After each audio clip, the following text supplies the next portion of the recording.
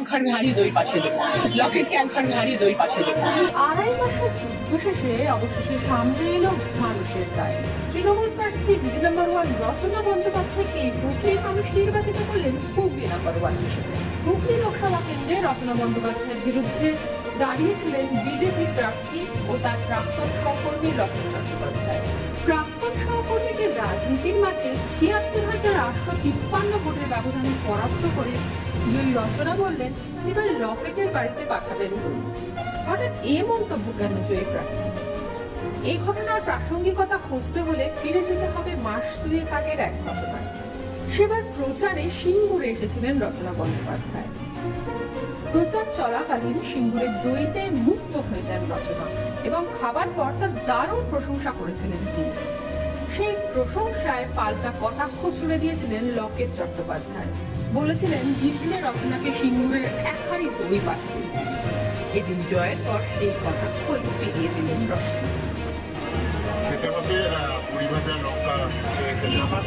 আমার খুব প্রিয় সজনে একটা বড়ি ভাজা লঙ্কা, তিনটেই হয়েছে।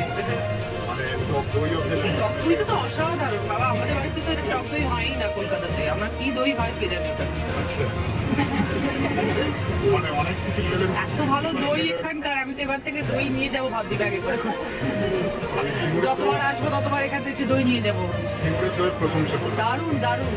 তার মানে কি সিঙ্গুরের মাটি এবং ঘাস যা বলতে পারবেন, পরমিদি বলতে পারবেন যে এত এত ঘাস এবং গাছপালায় ভর্তি, আর সেগুলো গরু খাচ্ছে।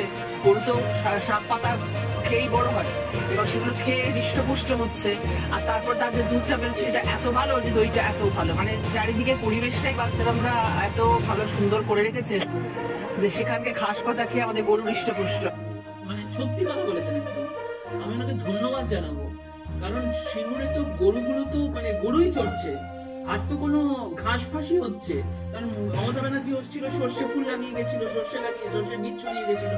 সিঙ্গুরে তো কোনো শিল্প করেনি, সিঙ্গুরের চাষও হয়নি, সেই জন্য ঘাসই দেখতে পাচ্ছেন। উনি একদম সঠিক কথা বলেছেন যে তৃণমূলের একজন প্রতিনিধি এসে সিঙ্গুরকে ভালো টাইটেল দিয়ে গেছেন, ভালো সিঙ্গুরের সম্বন্ধে সংজ্ঞা দিয়ে গেছেন যে সিঙ্গুরে ঘাস আছে, সেই ঘাস গরুরা খেয়ে হৃষ্টপুষ্ট হয়ে দুধ দিচ্ছে, সেখান থেকে দই হচ্ছে।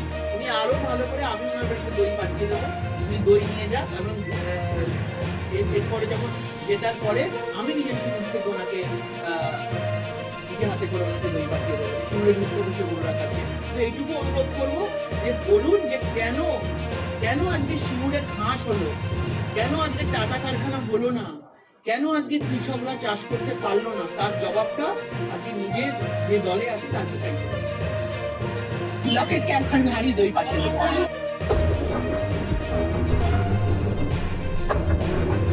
শুধু রচনা বন্দ্যোপাধ্যায় জিত বলে তো বলবো না, এটা পুরো তৃণমূল কংগ্রেসের একটা অসম্ভব রকমের একটা সোয়াইপ আউট জিত পুরো পশ্চিমবাংলার মধ্যে। মানে অসম্ভব রকমের একটা জিত হয়েছে, অকল্পনীয় একটা জিত হয়েছে, যেটা মানুষ চিন্তা ভাবনার বাইরে ছিল, সেরকম ভাবে জিতে এসেছে তৃণমূল। তো এখন আর যারা বিরোধী পক্ষে যারা ছিলেন তারা তো এখন বোধহয় এসি চালিয়ে ঘরে বন্ধ হয়ে ঘুমাচ্ছে, হারিয়ে গেছে, আর কেউ নেই সামনে।